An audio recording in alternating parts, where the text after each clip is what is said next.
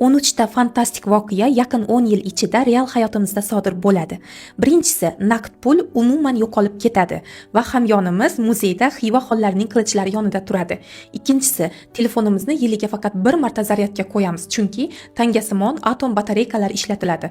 Uchinchisi, yurist, tarjimon, dasturchi, dizayner, hisobchi kabi kasblar umuman yo'qolib ketadi va ularning o'rnini AI egallaydi. To'rtinchisi, til bilmaslik aslo to'siq bo'lmaydi. Hamma quloqchin tarjimonlar orqali gaplashadi.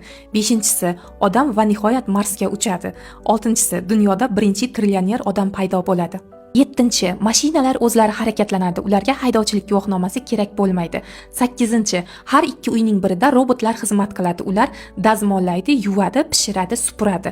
Va to'qqizinchisi, tarixda birinchi marta yer yuzida aholi kamayishi ro'y beradi. 10-chi, shaxsiy qurilmalar havoda muallaq turadi. 11-chi, insonlar AI bilan romantik munosabatlar qura boshlaydi. 12-chi, birinchi marta o'rtacha umr ko'rish 100 yoshdan oshadi. Va nihoyat 13-chisi, kompyuterlar bizni miyamizni o'qishni boshlaydi. Bu videoni saqlab qo'ying va yana 10 yildan keyin ochib qarang, hammasi realizatsiya bo'lgan bo'ladi. Va ushbu videoni eng yaqin do'stingizga jo'natib qo'ying va menga obuna bo'lishni ham unutmang. Salomat bo'ling.